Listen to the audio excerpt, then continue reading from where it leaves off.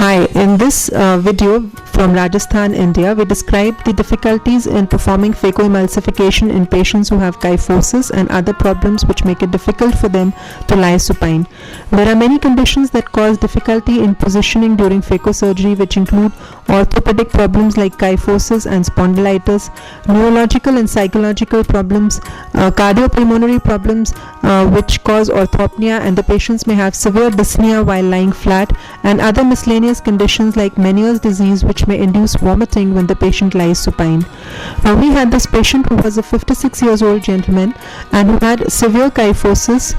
It was difficult for him to sit or walk straight, and he could not lie supine or flat on the bed to get a cataract surgery done. He consulted many ophthalmologists for his cataract, but they were all uncomfortable in performing a cataract surgery on this particular patient.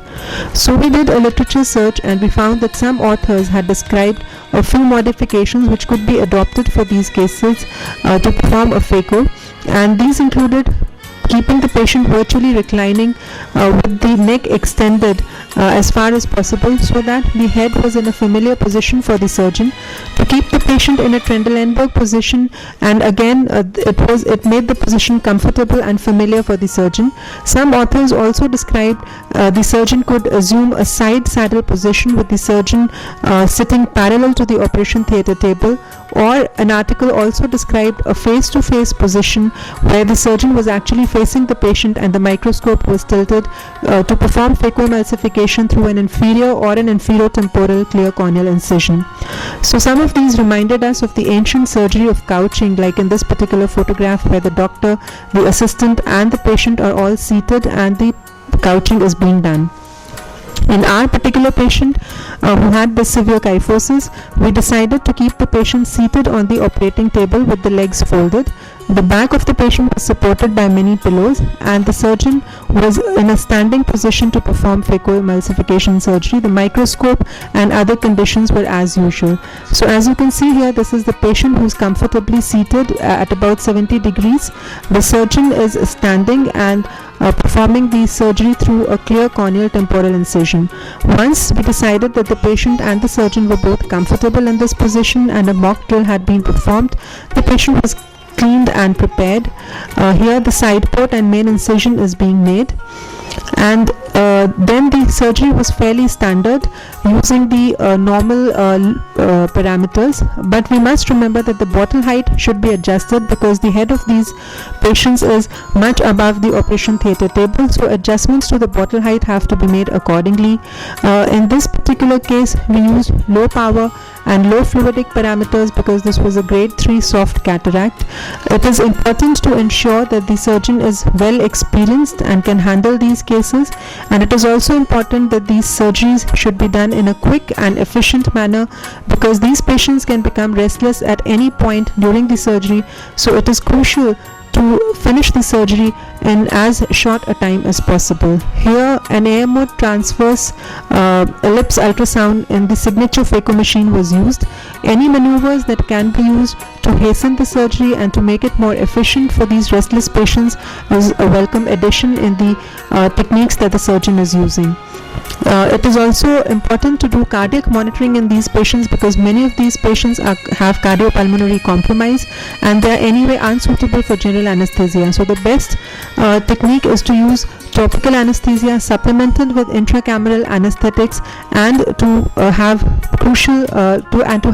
monitoring of their vital parameters all throughout the surgery. So the surgery was performed in a regular fashion. This is the irrigation aspiration being done. As you can see, the surgery went pretty well. We implanted an AMO sensor IOL in this particular patient, which is one of the our preferred IOLs, and as you can see here, this is the IOL being implanted using an AMO emerald injector. The IOL was put in the capsular bag and was dialed well into position. All the maneuvers here have to be extremely gentle because the cooperation of the patient cannot be taken for granted, and if some of these patients also have a tendency to move during the surgery, it makes it even more difficult.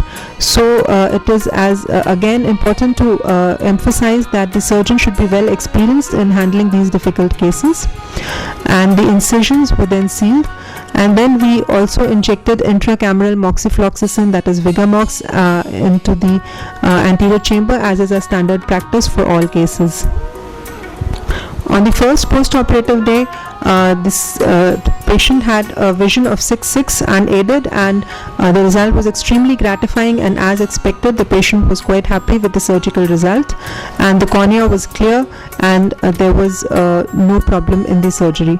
So to summarize, there are many conditions which make adopt a flat supine position during the surgery, and many of these patients can be managed by making some adjustments to the operating chair or the operating table, and using a lot of pillows to keep the patient well supported, and this makes the position of the patient quite familiar for the surgeon to perform phacoemulsification. However, if all these maneuvers are not helpful, then it is the surgeon who has to adopt an unfamiliar position, and for the surgeon to adopt a standing position while doing phacoemulsification surgery can enable phacoemulsification in many of these difficult patients where the patient is virtually sitting up on the operation theatre table. Once we decide to perform the phacoemulsification in these kind of positions, we must make sure that the patient and the surgeon are both comfortable. It is also advisable to do a mock drill before starting the surgery.